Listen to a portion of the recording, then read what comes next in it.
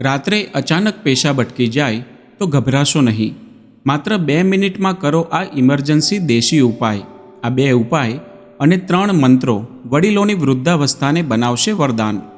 નમસ્કાર મિત્રો, હેલ્થ જ્ઞાન ગુરુ ચેનલમાં તમારું દિલથી સ્વાગત છે.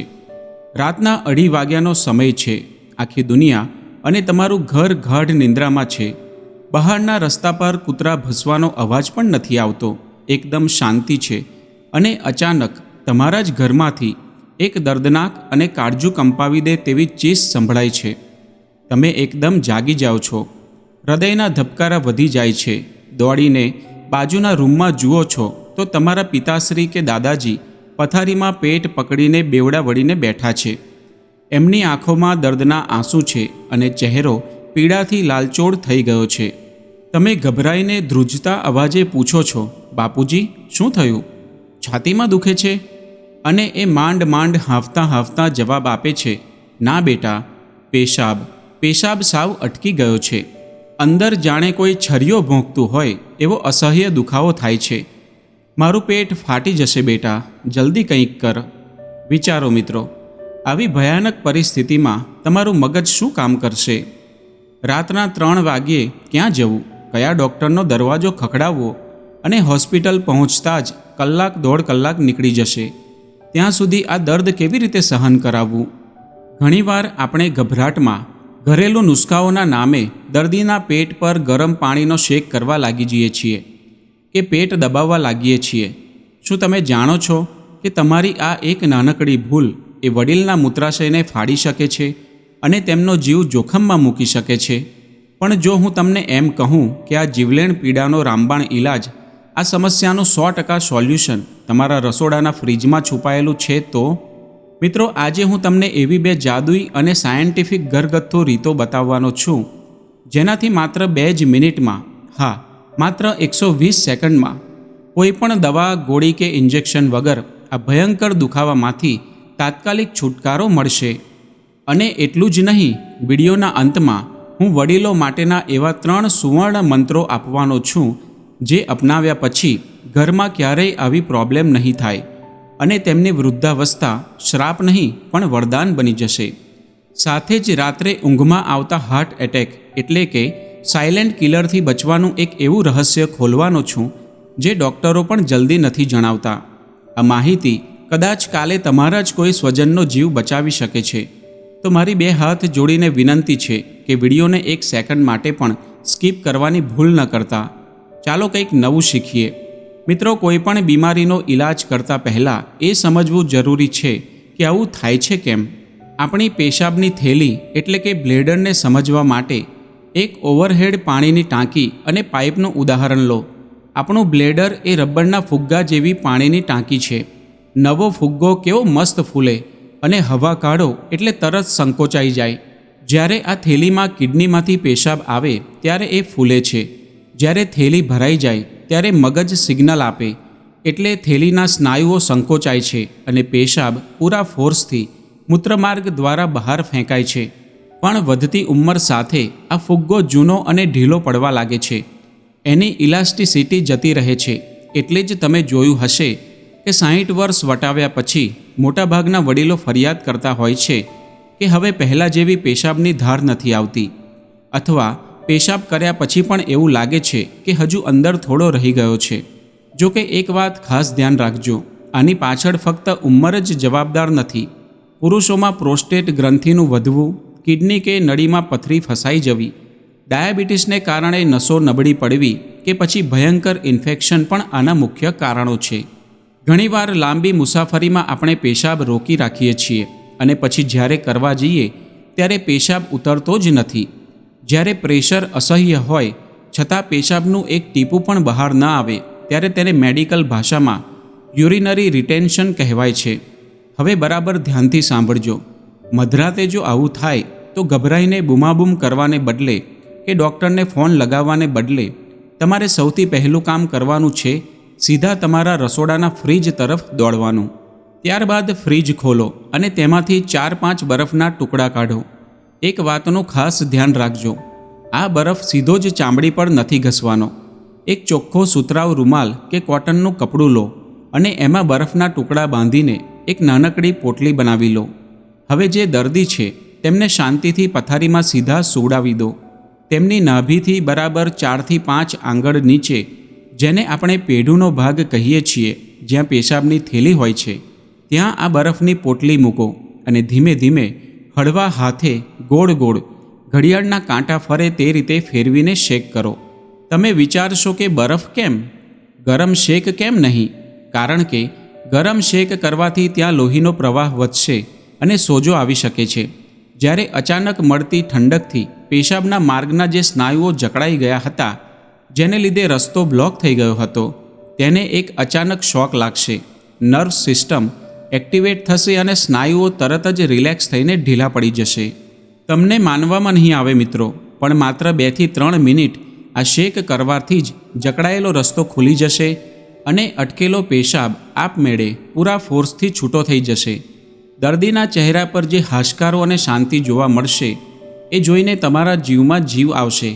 હવે માની લો કે કોઈ કારણસર પહેલી ટ્રીક કામ નથી કરતી, અથવા તમારા ઘરમાં ફ્રીજ નથી કે બરફ ખાલી થઈ ગયો છે, તો ચિંતા ના કરો. આપણી પાસે બીજો એટલો જ અક્સીર અને સાયન્ટિફિક નુસ્ખો પણ તૈયાર છે. સાંભળવામાં કદાચ તમને હસવું આવશે, પણ આની અસર 100% છે. દર્દીને હિંમત આપીને પથારીમાંથી ઊભા કરો. તેમને કહો કે પોતાના બંને હાથ આકાશ તરફ એકદમ સીધા ઊંચા કરે, બરાબર એવી જ રીતે જાણે તમે કોઈ ઊંચા આંબાના ઝાડ પરથી હાથ લંબાવીને કેરી તોડવાનો પ્રયાસ કરી રહ્યા હોવ. આ જ પોઝિશનમાં હાથ ઊંચા રાખીને તેમને ધીમે ધીમે પોતાની જગ્યા પર જ ઊભા ઊભા હળવા કૂદકા મારવાનું કહો. આખો પગ પછાડવાનો નથી, ફક્ત પગના પંજાના જોરે જાણે ધીમે ધીમે દોરડા કૂદતા હોય એમ હળવું ઉછળવાનું છે. જો દર્દી નબળા હોય તો એક હાથે દિવાલ પકડીને માત્ર પગના પંજા ઊંચા નીચા કરી શકે છે. લગભગ 1 મિનિટ સુધી આવું કરવાનું છે. આનાથી શું જાદુ થશે? ઉપર નીચે હલનચલન કરવાથી અને પૃથ્વીના ગુરુત્વાકર્ષણ બળને કારણે ભરાયેલી પેશાબની થેલી પર ઉપરથી નીચે તરફ એક કુદરતી પ્રેશર આવશે. હાથ ઊંચા રાખવાથી પેટના સ્નાયુઓ ખેંચાશે અને રસ્તો પહોળો થશે. અટકેલો પેશાબ ગ્રેવિટીના લીધે ધક્કો મારીને બ્લોકેજ તોડી નાખશે.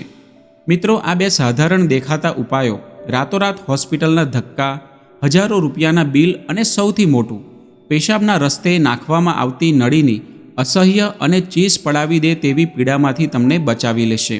પણ અહીં એક લક્ષ્મણ રેખા છે જે તમારે ક્યારેય નથી ઓળંગવાની.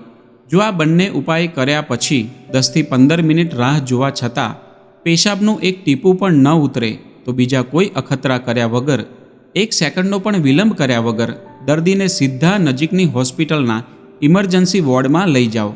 ભૂલથી પણ એવું ન વિચારતા કે અત્યારે સુવડાવી દઈએ, સવારે ઉઠીને ડૉક્ટરને બતાવીશું.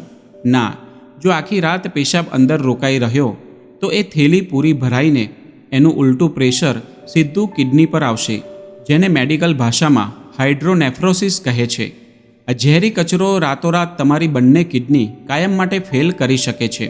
મહેરબાની કરીને આ વોર્નિંગને હળવાશથી ન લેતા.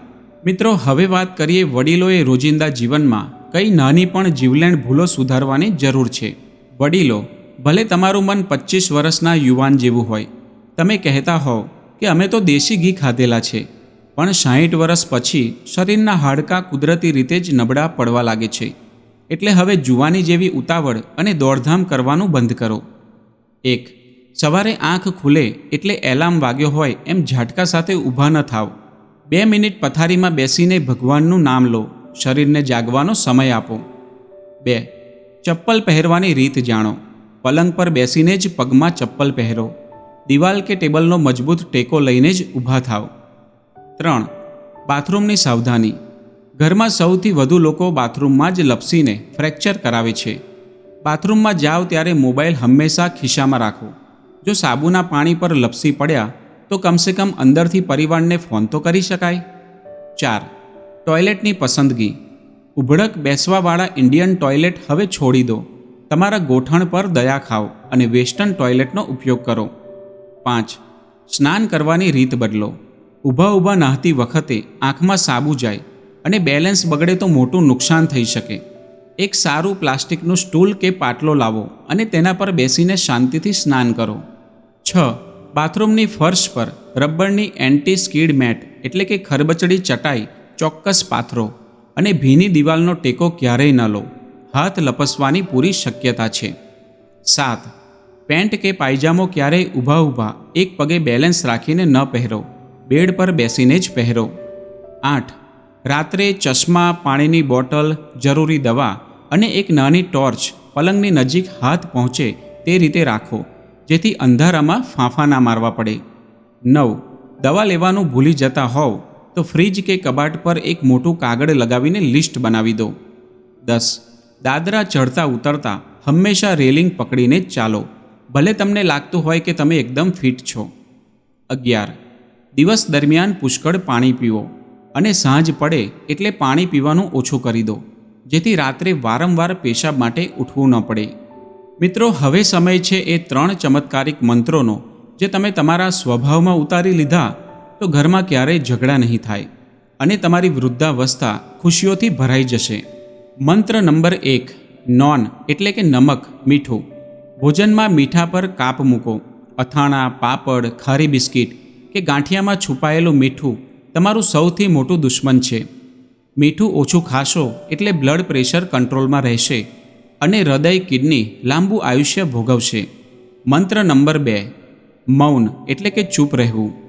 ઘરમાં વહુ રસોઈ કેવી બનાવે છે, દીકરો કેટલા વાગે ઘરે આવે છે, બાળકો મોબાઈલ કેમ જુએ છે, દરેક વાતમાં ટોક કરવાનું કે રિએક્શન આપવાનું બંધ કરો. ઓછું બોલો. આનાથી તમારી ઉર્જા બચશે, મગજ શાંત રહેશે અને પરિવારના લોકો તમને સામેથી માન આપશે. મંત્ર નંબર 3. કોણ શું કરે છે, પાડોશી ક્યાં ફરવા ગયા, પેલા સગાના ઘરમાં શું ચાલે છે, આ પારકી પંચાયત છોડો. બીજાની જિંદગીમાં દખલ કરવાનું સંપૂર્ણ બંધ કરી દો. તમારી ઉંમર હવે તમારા શોખ પૂરા કરવાની છે. બાગકામ કરો, સારા પુસ્તકો વાંચો, મિત્રો સાથે બેસો કે ભજન સાંભળો. તમે જોશો કે તમે અંદરથી એકદમ હળવા ફૂલ થઈ જશો. મિત્રો, હવે આવે છે આ વિડીયોની સૌથી અમૂલ્ય વાત. ઘણા વડીલોને અને આજકાલના યુવાનોને પણ રાત્રે પેશાબ કરવા માટે 2-3 વાર ઉઠવું પડે છે. દુનિયાભરના મેડિકલ રિસર્ચ કહે છે કે રાત્રે ઊંઘમાંથી આંખ ખુલ્યા પછીની શરૂઆતની 3.5 મિનિટ એ તમારા પૂરા જીવન માટે સૌથી વધુ ક્રિટિકલ અને જોખમી હોય છે. કેમ? આની પાછળનું વિજ્ઞાન સમજો. જેમ શિયાળામાં ગાડી સ્ટાર્ટ કર્યા પછી એન્જિન ગરમ થવા થોડો સમય લાગે છે, એમ રાત્રે ગાઢ ઊંઘમાં આપણા હૃદયના ધબકારા અને બ્લડ પ્રેશર એકદમ ધીમા હોય છે. હવે રાત્રે પેશાબ લાગે અને તમે અચાનક ઝટકા સાથે ઊભા થઈ જાઓ એટલે ગ્રેવિટીના કારણે શરીરનું બધું લોહી પગ તરફ ધસી જાય છે. હૃદયને મગજ સુધી પૂરતું લોહી અને ઓક્સિજન પહોંચાડવાનો સમય જ નથી મળતો અને આ ઓક્સિજનની અછતને કારણે જ મગજની નસ ફાટવી, લકવો મારી જવો કે સિવિયર હાર્ટ એટેક આવવાના બનાવો બને છે. ન્યૂઝપેપરમાં તમે વાંચતા હશો કે ફલાણા ભાઈ સવારે બાથરૂમમાં ગયા અને ત્યાં જ ઢળી પડ્યા. આ એ જ સાયલન્ટ કિલર છે. આનાથી બચવા માટે આજથી, અત્યારથી જ આ જીવન રક્ષક 3.5 મિનિટનો નિયમ તમારા મગજમાં પ્રિન્ટ કરી લો. સ્ટેપ 1. પહેલી 30 સેકન્ડ. રાત્રે આંખ ખુલે કે તરત જ પથારીમાં જ શાંતિથી સૂતા રહો. મગજને મેસેજ જવા દો કે આપણે જાગી ગયા છીએ. સ્ટેપ 2. બીજી 30 સેકન્ડ. હવે ધીમેથી ઉઠીને પલંગમાં જ બેસો, પગ પલંગ પર જ રાખો. સ્ટેપ 3. છેલ્લી 1/2 મિનિટ. હવે તમારા બંને પગ પલંગ નીચે જમીન તરફ લટકાવીને બેસી રહો. આ 1/2 મિનિટ દરમિયાન પગના પંજાને ગોળ ગોળ હલાવો અને લાંબા ઊંડા શ્વાસ લો. આનાથી તમારા હૃદયને પમ્પિંગ વધારવા અને મગજ સુધી લોહી પહોંચાડવા માટે પૂરતો સમય મળી જશે. આ 3.5 મિનિટ પૂરી થયા પછી જ કોઈક ટેકો લઈને ધીમેથી બાથરૂમ તરફ જાઓ. હું ગેરંટી આપું છું, આ એક નાનકડી આદત હાર્ટ એટેક અને સ્ટ્રોકનું જોખમ 99% ઓછું કરી દેશે. તો મિત્રો, આજના વિડીયોમાં બસ આટલું જ. આ માહિતી માત્ર માહિતી નથી, પણ કોઈના માટે સંજીવની બૂટી સમાન સાબિત થઈ શકે છે.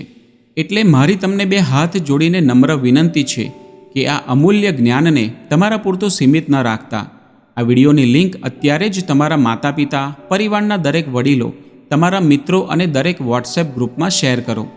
તમારું માત્ર એક શેર બટન દબાવવાથી કદાચ કોઈની અમૂલ્ય જિંદગી બચી શકે છે. જો આ વિડીયોથી તમને થોડું પણ નવું જાણવા મળ્યું હોય, મારી મહેનત દેખાઈ હોય, તો વિડીયોને એક લાઇક ચોક્કસ કરજો અને નીચે કોમેન્ટ બોક્સમાં ખૂબ ઉપયોગી માહિતી લખીને મારો ઉત્સાહ ચોક્કસથી વધારજો, જેથી હું આવા વધુ વિડીયો બનાવી શકું. અને હા, જો તમે આપણા હેલ્થ જ્ઞાન ગુરુ પરિવારમાં પહેલીવાર આવ્યા છો તો આવી જ લાઈફ સેવિંગ અને આયુર્વેદિક માહિતી માટે અત્યારે જ ચેનલને સબસ્ક્રાઇબ કરી બાજુમાં આપેલી ઘંટડી દબાવી ઓલ પર સેટ કરી દેજો. ફરી મળીશું એક નવા વિડીયોમાં આવી જ કોઈ રસપ્રદ અને જીવન ઉપયોગી માહિતી સાથે.